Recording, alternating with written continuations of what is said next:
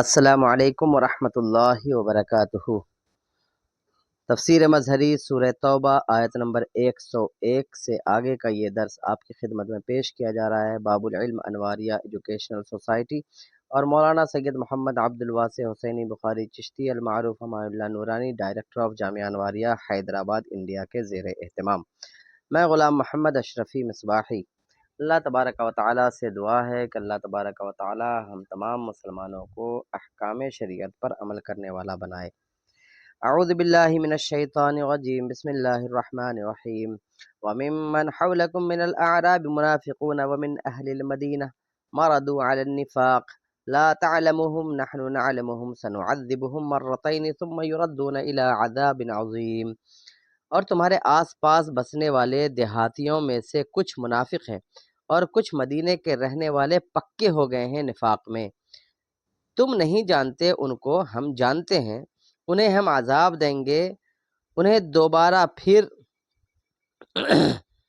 سنعذبہم مرتین، انہیں ہم عذاب دیں گے 2 مرتبہ، پھر وہ لوٹائے جائیں گے بڑے عذاب کی طرف۔ ان بددعوں سے مراد مزینہ، جوہینہ، اشجع، اسلم اور غفار کے بعض لوگ ہیں۔ یعنی یہ جو قبیلے ہیں جن کے بارے میں اوپر ذکر ہوا کہ ان لوگوں کے بارے میں اللہ تبارک و تعالیٰ نے یہ فرمایا کہ یہ لوگ اللہ پر اور قیامت کے دن پر ایمان لاتے ہیں، تو ان میں سے اکثر لوگ تو ایسے ہی تھے، لیکن بعض لوگ ایسے تھے ان بددعوں میں سے جو منافق تھے۔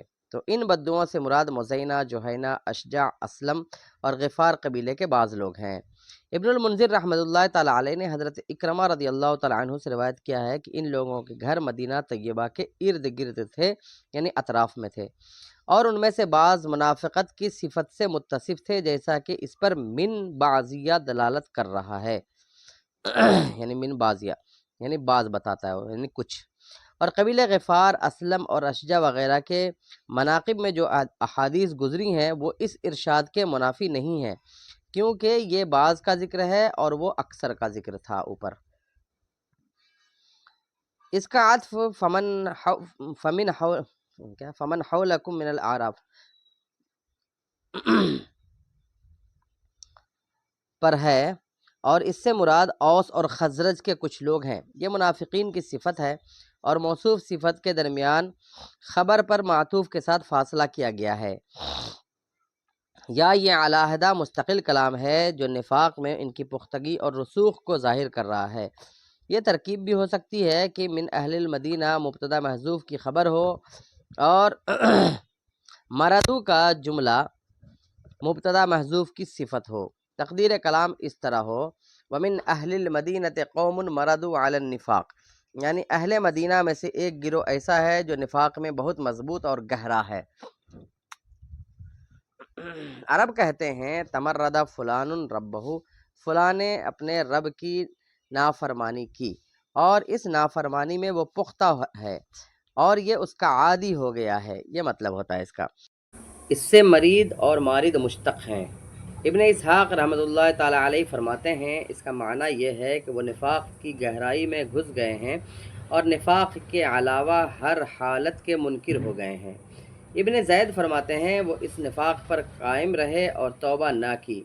قاموس میں ہے مرادہ کا نصرہ و کرما، مردو و مرادتن، فہوا مرید و مارد و متمرد، یعنی وہ سرکشی میں حد سے بڑھ گیا، یعنی یہ نصرہ ینصر سے بھی ہے اور کرما یکرمو سے بھی ہے، یا وہ اس حد کو پہنچ گیا ہے جو اس فعل کی انتہا اور غایت ہے، اور مرد علی الشیء کا معنی ہے وہ اس کام کا عادی ہے۔ بعض اہل لغت فرماتے ہیں المارد وہ شخص ہوتا ہے جو خیر سے خالی ہو، تو مرد علی النفاق کا معنی یہ ہوگا کہ وہ خیر اور نیکی سے خالی ہیں اور نفاق پر ہیں۔ اے پیارے محمد صلی اللہ تعالیٰ علیہ وسلم، آپ فراست کاملہ اور کمال فطانت کے باوجود ان کی صفت نفاق کو نہیں جانتے، کیونکہ یہ اپنے خبث باطن کو چھپانے میں بڑے شاطر ہیں، تہمت کے مواقع پر بڑی صفائی سے نکل جاتے ہیں، لیکن ہم ان کے دلی بھیدوں پر مطلع ہیں۔ آپ پر معاملے کو خلط ملط کر سکتے ہیں لیکن ہم سے یہ اپنی مکاریاں نہیں چھپا سکتے۔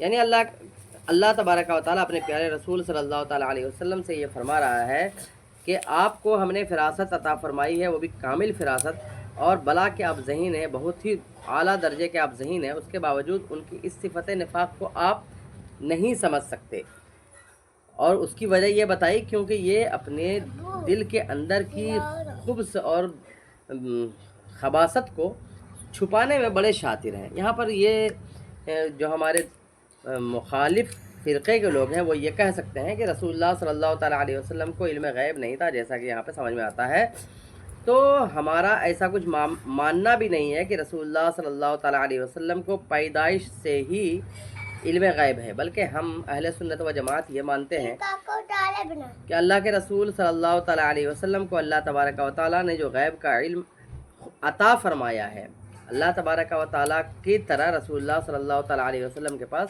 غیب کا علم نہیں ہے، یعنی اللہ کے پاس جو علم ہے وہ ازلی ہے، ہمیشہ سے ہے، اس کا اپنا ہے، ذاتی ہے، اس کو کسی نے دیا نہیں ہے۔ لیکن رسول اللہ صلی اللہ تعالیٰ علیہ وسلم کے پاس جو علم غیب ہے وہ اللہ تبارک و تعالیٰ کے دینے سے ہے، اور وہ دھیرے دھیرے ہی ملا ہے، جیسے جیسے قرآن نازل ہوتا رہا اللہ کے رسول صلی اللہ تعالیٰ علیہ وسلم کا علم مکمل ہوتا رہا، یہاں تک کہ جب قرآن مکمل نازل ہو گیا تو رسول اللہ صلی اللہ تعالیٰ علیہ وسلم کا علم بھی مکمل ہو گیا۔ تو اس اعتبار سے دیکھا جائے تو رسول اللہ صلی اللہ تعالیٰ علیہ وسلم کو ان کے خبث پر، ان کے نفاق پر آگاہی اس وقت نہ ہونا رسول اللہ صلی اللہ تعالیٰ علیہ وسلم کے علم غیب جاننے کے منافی نہیں ہے۔ قلبی اور صدی رحمہم اللہ فرماتے ہیں نبی کریم صلی اللہ تعالیٰ علیہ وسلم خطبہ دینے کے لیے ممبر پر جلوہ افروز تھے اور فرمایا، اے فلاں نکل جاؤ یہاں سے تم منافق ہو، اے فلاں نکلو یہاں سے تم منافق ہو، اے فلاں نکل جا تو منافق ہے۔ آپ صلی اللہ تعالیٰ علیہ وسلم نے منافقین کے نام لے کر انہیں مسجد سے نکال دیا اور انہیں رسوا کیا، یہ ان کا پہلا عذاب ہے۔ جو کہا سنعذبہم مرتین کہ ہم انہیں 2 مرتبہ عذاب دیں گے، ثم یردون الی عذاب عظیم، پھر انہیں عذاب عظیم کی طرف لوٹایا جائے گا۔ یہ جو کہا گیا ہے تو پہلے 2 مرتبہ عذاب ملے گا، پھر تیسرا عذاب ان کو دیا جائے گا۔ تو ان میں سے پہلا عذاب یہ تھا کہ مسجد میں ان کو ذلیل و رسوا کر کے مسجد سے نکالا گیا، اور دوسرا عذاب قبر کا عذاب ہے، اور تیسرا عذاب وہ آخرت میں جو عذاب ملے گا جہنم میں۔ مجاہد رحمۃ اللہ تعالیٰ علیہ فرماتے ہیں پہلا عذاب قتل کرنا اور قیدی بنانا ہے، دوسرا عذاب قبر میں دیا جائے گا۔ اور مجاہد رحمۃ اللہ تعالیٰ علیہ سے ایک روایت یہ بھی ہے کہ انہیں بھوک سے 2 مرتبہ عذاب دیا گیا۔ اور قتادہ رحمۃ اللہ تعالیٰ علیہ فرماتے ہیں پہلا عذاب آگ کے شعلے کے ذریعہ سے انہیں دیا گیا جو ان کے رگے دل پر پڑا، اور اس کا تذکرہ بھی پہلے ہو چکا ہے، اور انہیں ہلاکت کے گڈھے تک پہنچا دیا۔ اور دوسرا عذاب عذاب قبر ہے۔ ابن زید فرماتے ہیں پہلا عذاب دنیا کے اندر مال اور اولاد میں مصائب ڈالنا ہے، اور دوسرا عذاب عذاب قبر ہے۔ ابن عباس رضی اللہ تعالیٰ عنہما سے مروی ہے کہ پہلا عذاب ان پر حدود کا قائم کرنا، اور دوسرا عذاب عذاب قبر ہے۔ ابن اسحاق رحمۃ اللہ تعالیٰ علیہ فرماتے ہیں پہلے عذاب سے مراد یہ ہے کہ وہ اسلام کی روز بروز ترقی کو دیکھ کر کے دل ہی دل میں جلتے رہتے تھے، اور خود بغیر کسی رغبت ڈر کے مارے اس مذہب کو قبول کیے ہوئے تھے، اور دوسرا عذاب عذاب قبر ہے۔ بعض علماء فرماتے ہیں پہلا عذاب یہ ہے کہ فرشتے ان کی روحوں کو قبض کرتے وقت انہیں چہروں اور پیٹھوں پر مارتے ہیں، اور دوسرا عذاب عذاب قبر ہے۔ بعض علماء فرماتے ہیں پہلا عذاب ان کی مسجد ضرار کو جلانا ہے، اور دوسرا عذاب انہیں قبر میں جہنم کی آگ سے جلانا ہے۔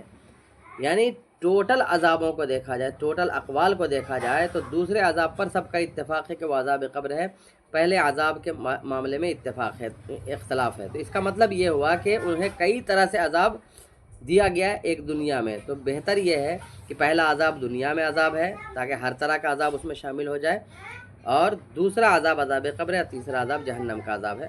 یہ میرے اعتبار سے ہے۔ اب آگے دیکھتے ہیں کہ مصنف علیہ الرحمہ یعنی مفسر علیہ الرحمہ کیا فرماتے ہیں، علامہ قاضی ثناء اللہ پانی پتی۔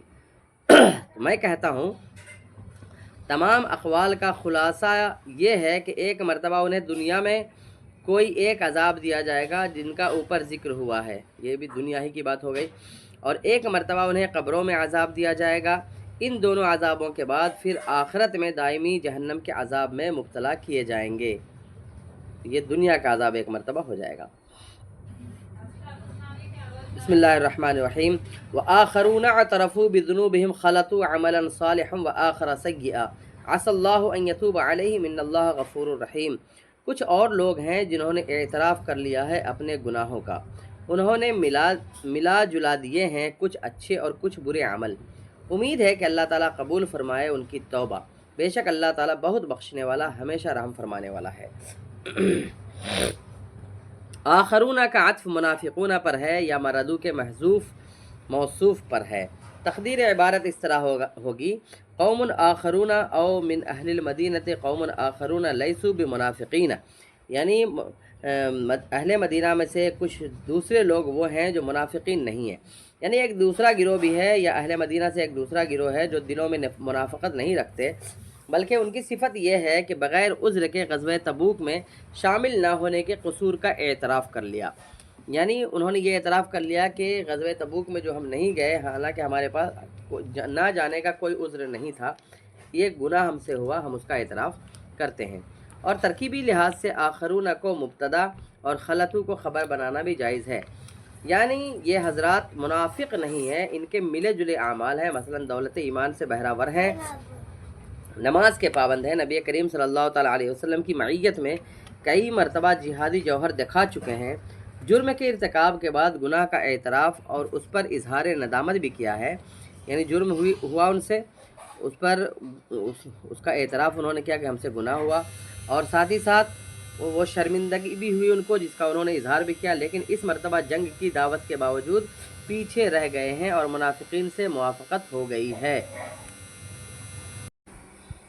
وآخرہ سیئات سے پہلے واو یا تو با کے معنی میں ہے، جیسے عرب کہتے ہیں بعت الشاہ شاتن و درہمن، یا تقدیر عبارت اس طرح ہوگی خلطوا عملا صالحا بالسیئ، یعنی ایمان کو انہوں نے جہاد میں رسول اللہ صلی اللہ تعالیٰ علیہ وسلم کے حکم کی اطاعت ترک کرنے کے گناہ کے ساتھ ملا دیا ہے، اور جہاد سے پیچھے رہ جانے کے قصور کو ندامت اور توبہ کے عمل صالح سے ملا دیا ہے، یہ مطلب ہوگا اس کا۔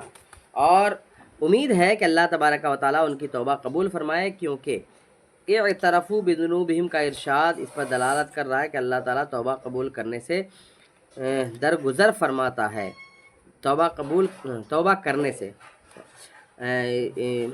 اعترفوا بذنوبہم کا ارشاد اس پر دلالت کر رہا ہے کہ اللہ تعالیٰ توبہ کرنے سے، یعنی کوئی توبہ کرتا ہے تو اس سے درگزر فرما دیتا ہے، اس کو معاف فرما دیتا ہے، اور اس پر اپنا کرم اور احسان فرماتا ہے۔ ابن جریر، ابن المنذر، ابن ابی حاتم، ابن مردویہ، بیہقی رحمہم اللہ نے دلائل میں ابن عباس رضی اللہ تعالی عنہما سے، نیز بیہقی رحمۃ اللہ تعالی علیہ نے سعید ابن مسیب سے اس آیت کے متعلق روایت کیا ہے کہ ابن عباس رضی اللہ تعالی عنہما نے فرمایا، یہ 10 افراد تھے جو غزوہ تبوک میں رسول اللہ صلی اللہ تعالی علیہ وسلم سے پیچھے رہ گئے تھے، ان افراد میں ابو لبابہ بھی تھے۔ جب رسول اللہ صلی اللہ تعالیٰ علیہ وسلم غزوہ سے واپس تشریف لائے تو ان میں سے 7 افراد نے اپنے آپ کو مسجد کے ستونوں سے باندھ دیا۔ جب آپ صلی اللہ تعالیٰ علیہ وسلم مسجد سے لوٹے تو ان پر نظر پڑی، پوچھا یہ کون ہے جنہوں نے اپنے آپ کو باندھا ہوا ہے؟ صحابہ کرام نے عرض کی یہ ابو لبابہ اور ان کے ساتھی ہیں جو جنگ میں آپ کے ساتھ شریک نہیں ہوئے تھے، اور انہوں نے پختہ عہد کیا ہے کہ یہ اپنے آپ کو آزاد نہیں کریں گے یہاں تک کہ آپ خود اپنے دست اقدس سے انہیں آزاد کریں گے اور ان سے راضی ہوں گے۔ انہوں نے اپنے جرم کا اعتراف کر لیا ہے، یعنی یہ افراد جو ہیں جو جنگ تبوک میں شامل نہیں ہو سکے تھے اپنی کوتاہیوں کی وجہ سے، تو اس پر انہوں نے اپنا جرم مانا اور اپنے آپ کو مسجد کے ستون سے لے جا کر کے باندھ دیا، اور سب لوگوں کو منع کر دیا کہ ہمیں کوئی نہ کھولے، یہاں تک کہ رسول اللہ صلی اللہ تعالیٰ علیہ وسلم خود آ کر کے ہم تمام لوگوں کی رہائی فرمائیں اور اپنی ناراضگی دور کریں اور رضامندی کا اظہار فرمائیں۔ رسول اللہ صلی اللہ تعالیٰ علیہ وسلم نے اس بات کو سننے کے بعد فرمایا، خدا کی قسم میں نہ انہیں آزاد کروں گا نہ ان کا عذر قبول کروں گا یہاں تک کہ اللہ تعالیٰ ان کی آزادی کا حکم نازل فرمائے۔ انہوں نے مجھ سے اعراض کیا اور مسلمانوں سے پیچھے رہ گئے تھے اور جہاد میں شامل نہ ہوئے۔ جب انہیں حضور صلی اللہ تعالیٰ علیہ وسلم کا ارشاد پہنچا تو کہنے لگے، ہم اپنے آپ کو نہیں کھولیں گے یہاں تک کہ اللہ تعالیٰ ہمارے کھولنے کا حکم نازل فرمائے۔ اس پر اللہ تبارک و تعالیٰ نے یہ آیت نازل فرمائی، عسیٰ جب اللہ تعالیٰ کی طرف سے استعمال ہوتا ہے تو وجوب کا معنی دیتا ہے۔ جب یہ آیت کریمہ نازل ہوئی تو حضور علیہ الصلاۃ والسلام نے انہیں آزاد فرمایا، ان کی رسیاں کھول دیں اور ان کے عذر کو قبول فرمایا۔ حضرت سعید بن مسیب رضی اللہ تعالیٰ عنہ فرماتے ہیں رسول اللہ صلی اللہ تعالیٰ علیہ وسلم نے ابو لبابہ کی طرف پیغام بھیجا کہ وہ اپنے آپ کو کھول دیں۔ انہوں نے کہا مجھے تو صرف رسول اللہ صلی اللہ تعالیٰ علیہ وسلم ہی کھولیں گے۔ آپ صلی اللہ تعالیٰ علیہ وسلم خود تشریف لائے اور اپنے دست اقدس سے ان کی رسیاں کھولیں۔ اس کے بعد یہ صحابہ کرام اپنے مال لے کر بارگاہ رسالت مآب صلی اللہ تعالیٰ علیہ وسلم میں حاضر ہوئے اور عرض کی یا رسول اللہ صلی اللہ تعالیٰ علیہ وسلم یہ ہمارے اموال ہیں، ہم انہیں اپنی طرف سے صدقہ کرتے ہیں اور آپ ہمارے حق میں بخشش کی دعا فرمائیں۔ آپ صلی اللہ تعالیٰ علیہ وسلم نے فرمایا مجھے ابھی تک تمہارے صدقات قبول کرنے کا حکم نہیں ملا۔ اس وقت اللہ تبارک و تعالیٰ نے پھر یہ ارشاد نازل فرمایا خذ من اموالہم صدقۃ تطہرہم وتزکیہم بہا وصلی علیہم ان صلاتک سکن لہم واللہ سمیع علیم۔ اے محبوب وصول کیجئے ان کے مالوں سے صدقہ تاکہ آپ پاک کریں انہیں اور بابرکت فرمائے انہیں اس ذریعے سے۔ نیز دعا مانگیے ان کے لیے، بے شک آپ کی دعا تسکین کا باعث ہے ان کے لیے اور اللہ تعالیٰ سب کچھ سننے والا جاننے والا ہے۔ صدقہ سے مراد زکوٰۃ نہیں بلکہ گناہوں کے کفارے کے لیے انہوں نے یہ صدقہ دیا تھا، لیکن بعض نے اس سے مراد زکوٰۃ لی ہے۔ تطہرہم میں ضمیر خطاب کا مرجع آپ صلی اللہ تعالیٰ علیہ وسلم کی ذات اقدس ہے، یا یہ واحد مؤنث غائب کا صیغہ ہے اور ضمیر کا مرجع صدقہ ہے۔ اور تزکیہم میں تا مخاطب کی ہے، یعنی آپ صلی اللہ تعالیٰ علیہ وسلم ان کی نیکیوں کو بڑھائیں اور انہیں مخلصین کے بلند و بالا مقامات پر فائز فرما دیں۔ ابن جریر رحمۃ اللہ تعالیٰ علیہ نے علی ابن ابی طلحہ کے حوالے سے ابن عباس رضی اللہ تعالیٰ عنہما سے اسی طرح روایت کیا ہے۔ ابن جریر رحمۃ اللہ تعالیٰ علیہ نے سعید ابن جبیر، ضحاک اور زید ابن اسلم وغیرہ سے بھی اسی مقدار کلام روایت کی ہے۔ علامہ بغوی رحمۃ اللہ تعالیٰ علیہ فرماتے ہیں عطیہ نے ابن عباس رضی اللہ تعالیٰ عنہما سے روایت کیا ہے کہ وہ 5 افراد تھے جن میں ابو لبابہ بھی تھے۔ سعید ابن جبیر اور زید ابن اسلم فرماتے ہیں وہ 8 آدمی تھے۔ قتادہ اور ضحاک رحمۃ اللہ تعالیٰ علیہ نے فرماتے ہیں وہ 7 اشخاص تھے۔ ابن مردویہ اور ابن ابی حاتم رحمہ اللہ نے عوفی کے طریق سے ابن عباس رضی اللہ تعالیٰ عنہما کا قول نقل کیا ہے کہ رسول اللہ صلی اللہ تعالیٰ علیہ وسلم غزوہ تبوک میں تشریف لے گئے تو ابو لبابہ اور ان کے 5 ساتھی پیچھے رہ گئے۔ پھر ابو لبابہ اور ان کے 2 ساتھیوں کو فکر لاحق ہوئی اور ندامت سے شرابور ہو گئے اور اپنی ہلاکت کا یقین کر لیا اور کہا ہم ٹھنڈے اور راحت بخش سایوں میں اور اپنی بیویوں کے ساتھ آرام و سکون سے رہ رہے ہیں، جبکہ رسول اللہ صلی اللہ تعالیٰ علیہ وسلم اور مومنین میدان جہاد میں چلچلاتی دھوپ میں کافروں سے برسر پیکار ہیں۔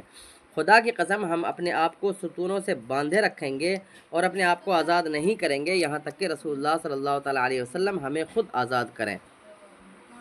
بس انہوں نے اپنے آپ کو مسجد کے ستونوں سے باندھ دیا اور 3 افراد نے اپنے آپ کو نہیں باندھا تھا۔ عبد نے قتادہ سے روایت کیا ہے کہ یہ آیت کریمہ 7 افراد کے متعلق نازل ہوئی تھی جن میں سے 4 نے اپنے آپ کو مسجد کے ستونوں سے باندھ دیا تھا۔ وہ 4 افراد یہ تھے ابو لبابہ، مرداس، اوس اور جزام۔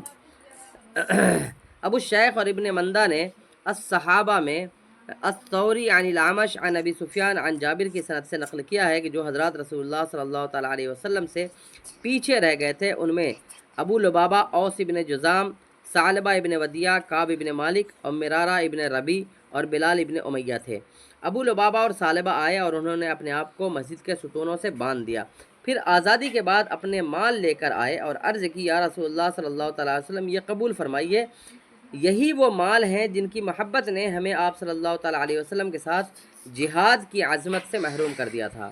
آپ صلی اللہ تعالیٰ علیہ وسلم نے ان کے متعلق فرمایا میں ان کو نہیں کھولوں گا یہاں تک کہ اللہ تعالیٰ ان کے کھولنے کا حکم نازل فرمائے۔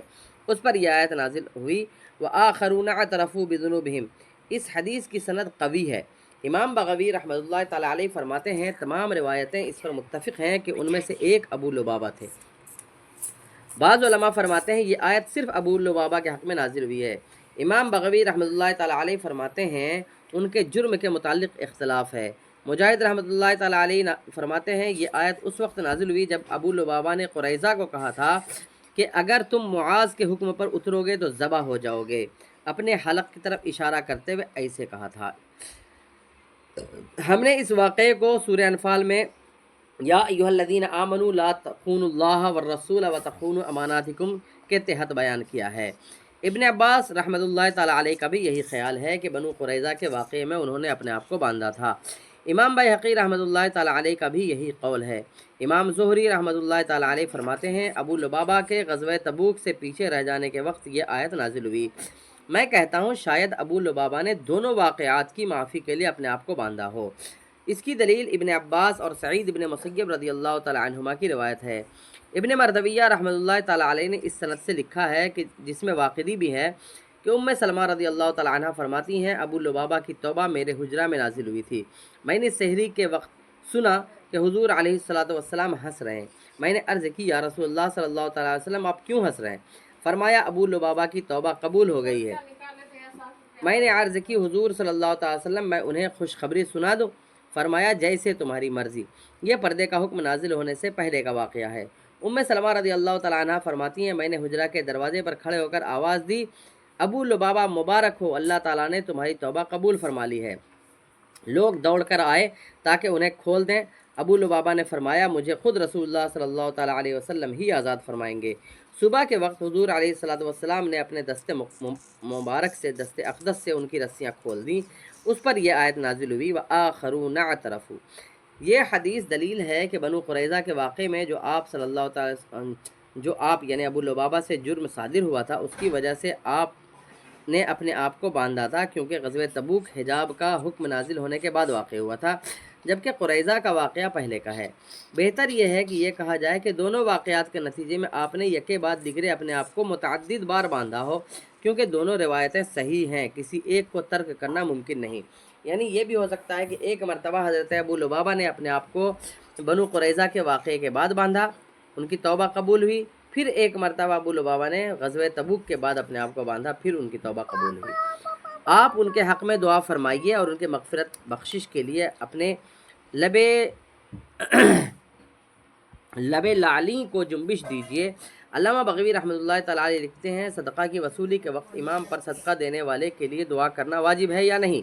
بعض علماء فرماتے ہیں واجب ہے، بعض فرماتے ہیں مستحب ہے، بعض فرماتے ہیں فرضی صدقہ کے وقت فرضی صدقہ یعنی زکوٰۃ کی وصولی کے وقت واجب ہے اور نفلی صدقہ میں دعا کرنا مستحب ہے۔ بعض فرماتے ہیں امام پر صدقہ لیتے وقت دعا کرنا واجب ہے لیکن فقیر کے لیے مستحب ہے کہ عطا کرنے والے کے لیے دعا کر دے۔ امام بخاری رحمۃ اللہ تعالیٰ علیہ حضرت عبداللہ ابن ابی اوفا رضی اللہ تعالیٰ عنہ سے روایت فرماتے ہیں جو اصحاب شجرہ میں سے تھے، یعنی جنہوں نے درخت کے نیچے حضور علیہ الصلوۃ والسلام کے دست اقدس پہ بیعت کی تھی، جس کو بیعت رضوان کہتے ہیں۔ جب کوئی قوم رسول اللہ صلی اللہ تعالیٰ علیہ وسلم کے پاس صدقہ لے آتی تو آپ صلی اللہ تعالیٰ علیہ وسلم یہ دعا فرماتے اللہم صلی علیہم، یا اللہ ان پر اپنی رحمت نازل فرما۔ تو پھر میرے والد صدقہ لے کر آئے تو آپ صلی اللہ تعالیٰ وسلم نے اس طرح دعا فرمائی اللہم صلی علی آل ابی اوفا، اے اللہ آل ابو اوفا کی یعنی ابو اوفا کی آل پر رحمت نازل فرما۔ صلاۃ کا لغوی معنی دعا، رحمت، استغفار اور اللہ تعالیٰ کا اپنے رسول مکرم صلی اللہ تعالیٰ علیہ وسلم کی تعریف و توصیف بیان کرنا ہے۔ قاموس میں اسی طرح ہے، جب صلاۃ کی نسبت بندوں کی طرف ہو تو مراد دعا اور استغفار ہوتا ہے۔ اس آیت کریمہ میں صلاۃ سے مراد دعا اور استغفار بھی ہے، اور حضور علیہ الصلوۃ والسلام کے فرمان ذیشان اذا دعا احدکم الی طعام فلیجب فإن کان مفطرا فلیاکل وإن کان صائما فلیصلی، اگر کسی کو کھانے کی دعوت دی جائے تو وہ قبول کرے، اگر روزہ دار نہیں ہے تو کھانا کھا لے، اور اگر روزہ دار ہے تو دعا کر دے۔ اس میں بھی صلاۃ بمعنی دعا ہے۔ اس حدیث کو امام احمد، مسلم، ابو داؤد اور ترمذی رحمہم اللہ نے حضرت ابو ہریرہ رضی اللہ تعالیٰ عنہ سے روایت کیا ہے۔ حضرت جابر رضی اللہ تعالیٰ عنہ کی حدیث میں ہے کہ ایک عورت نے عرض کی یا رسول اللہ صلی اللہ تعالیٰ علیہ وسلم صلی علی زوجی، میرے خاوند کے حق میں دعا فرمائیے، تو حضور علیہ الصلوۃ والسلام نے دعا فرمائی۔ اس حدیث کو امام احمد رحمۃ اللہ تعالیٰ علیہ نے روایت کیا ہے، اور ابن حبان رحمۃ اللہ تعالیٰ علیہ نے اسے صحیح کہا ہے۔ جب صلاۃ کی نسبت اللہ تعالیٰ کی طرف ہو تو مراد رحمت اور عمدہ تعریف کرنا ہوتا ہے۔ مثلا حضور علیہ الصلوۃ والسلام کی دعا میں یہی معنی مراد ہے، اللہم صلی علی آل ابی اوفا، یا اللہ آل ابو اوفا پر رحمت نازل فرما۔ اسی طرح حدیث میں ہے اجعل صلاتک و رحمتک علی آل سعد ابن عبادہ، یا اللہ آل سعد ابن عبادہ پر اپنی رحمت نازل فرما۔ اس حدیث کو ابو داؤد اور نسائی رحمۃ اللہ تعالیٰ علیہ نے قیس ابن سعد سے روایت کیا ہے اور اس کی سند بھی ایک دم بہترین جید ہے۔ حضرت ابو ہریرہ رضی اللہ تعالیٰ عنہ کی مرفوع حدیث میں ہے کہ ملائکہ یعنی فرشتے مومن کی روح کو کہتے ہیں صلی اللہ علیہ وعلی جسدک، اللہ تعالیٰ تجھ پر اور تیرے جسد پر رحمتیں نازل کرے۔ لغوی معنی اور مذکورہ احادیث کے اعتبار سے یحییٰ ابن یحییٰ فرماتے ہیں غیر انبیاء پر صلات بھیجنے میں کوئی حرج نہیں ہے، یعنی اس مخصوص لفظ سے دعا کرنے میں کوئی مضائقہ نہیں ہے، لیکن اہل شرع یعنی محدثین اور فقہا کی اصطلاح میں صلات انبیاء کرام کے ساتھ خاص ہے، غیر انبیاء پر صرف تبعاً جائز ہے، مستقلاً جائز نہیں ہے۔ اسی وجہ سے تبعاً کا معنی ہوا کہ انبیاء کرام کے بعد ان کا ذکر آئے تو ان پر بھی صلات بھیجا جا سکتا ہے، لیکن صرف غیر نبی کا جب ذکر کریں وہاں پر صلات بھیجا جائے علیہ الصلاۃ والسلام جیسے کہا جائے تو اس کو کہتے ہیں کہ یہ جائز نہیں ہے۔ اسی وجہ سے امام مالک رحمۃ اللہ تعالیٰ علیہ فرماتے ہیں غیر انبیاء پر صلات کو مکروہ سمجھتا ہوں۔ قاضی عیاض مالکی رحمۃ اللہ تعالیٰ علیہ فرماتے ہیں یہ قول امام مالک اور سفیان ثوری کا ہے اور یہی قول متکلمین اور فقہا کا ہے۔ یہ فرماتے ہیں غیر انبیاء کے ساتھ رضی اللہ تعالیٰ عنہ، غفر لہ اور رحمۃ اللہ تعالیٰ علیہ لکھا اور بولا جائے، غیر انبیاء پر صلات معروف نہیں ہے۔ یہ خلفائے عباسیہ میں بدعت شروع ہوئی تھی۔ امام اعظم ابو حنیفہ فرماتے ہیں غیر انبیاء پر تبعاً جائز ہے، استقلالاً جائز نہیں۔ علماء کی ایک جماعت کا یہی نظریہ ہے۔ امام اعظم ابو حنیفہ رحمۃ اللہ تعالیٰ علیہ اور جماعت فقہا کے اس نظریہ کا استدلال یہ ہے کہ جب صلات اصطلاح شرع میں انبیاء کرام کی تعظیم کے لیے، خصوصاً نبی کریم صلی اللہ تعالیٰ علیہ وسلم کی تعظیم کے لیے وضع کیا گیا ہے تو پھر غیر انبیاء پر اس کا اطلاق جائز نہیں ہے، کیونکہ اللہ تعالیٰ کا ارشاد ہے لا تجعلوا دعاء الرسول بینکم کدعاء بعضکم بعضا، یعنی رسول اللہ صلی اللہ تعالیٰ علیہ وسلم کے دعا اور پکارنے کو آپس میں ایک دوسرے کو پکارنے کی طرح نہ بنا لو، اور چونکہ رسول اللہ صلی اللہ تعالیٰ علیہ وسلم کو صلی اللہ علیہ وسلم یا علیہ الصلاۃ والسلام یعنی صلاۃ کا لفظ ان کے لیے استعمال ہوتا ہے تو ان کے علاوہ دوسرے کو ان ناموں سے نہ پکارو۔ اسی وجہ سے ابن عباس رضی اللہ تعالیٰ عنہما فرماتے ہیں نبی کریم صلی اللہ تعالیٰ علیہ وسلم کی ذات کے سوا کسی دوسرے پر صلات بھیجنے کو مناسب نہیں سمجھتا ہوں۔ یہ اس اثر کو ابن ابی شیبہ نے عثمان ابن حکیم کے طریق سے حضرت عکرمہ رضی اللہ تعالیٰ عنہ سے روایت کیا ہے، اس کی سند صحیح ہے۔ امام بیہقی رحمۃ اللہ تعالیٰ علیہ فرماتے ہیں ابن عباس رضی اللہ تعالیٰ عنہما کے اس منع کے قول کو اس پر محمول کیا جائے گا کہ بطور تعظیم کسی غیر کے لیے صلات نہ پڑھے، بطور دعا کسی کے لیے صلات کا لفظ استعمال کرنے میں کوئی حرج نہیں ہے۔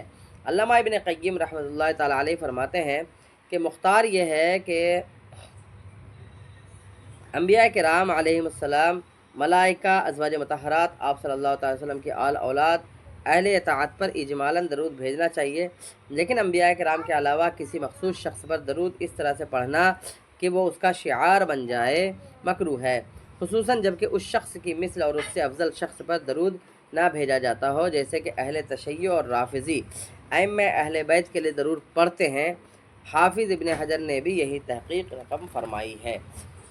حضرت حفص، حمزہ اور کسائی نے یہاں اور سورہ ہود میں صلوات جمع کا صیغہ پڑھا ہے، اسی طرح حمزہ اور کسائی نے سورہ مومنون میں اور یہاں مفرد کا صیغہ بفتح تا صلات پڑھا ہے، تا کے فتح کے ساتھ صلاتا، جبکہ باقی قراء نے ہر جگہ جمع اور تا کے کسرہ کے ساتھ صلواتے پڑھا ہے۔ سورہ ہود میں تا کے رفع میں کوئی اختلاف نہیں ہے۔ سکن الہم کا معنی ابن عباس رضی اللہ تعالیٰ عنہما نے رحمت الہم کیا ہے، یعنی آپ کی دعا ان کے لیے رحمت کا سبب ہے، موجب ہے۔ ابو عبیدہ فرماتے ہیں آپ کی دعا ان کے مضطرب دلوں کے لیے، یعنی ان کے پریشان دلوں کے لیے طمانینت اور قرار کا سبب ہوگی، باعث ہوگی۔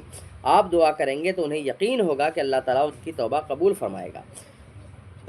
میں کہتا ہوں صوفیہ کرام سے جب کوئی گناہ سرزد ہوتا ہے تو ان کے دلوں پر اس گناہ کی تاریکی چھا جاتی ہے اور پھر ان پر وہ کیفیت طاری ہو جاتی ہے جو معدہ سے بخارات اٹھنے کی وجہ سے دھڑکنے والے دل کی ہوتی ہے۔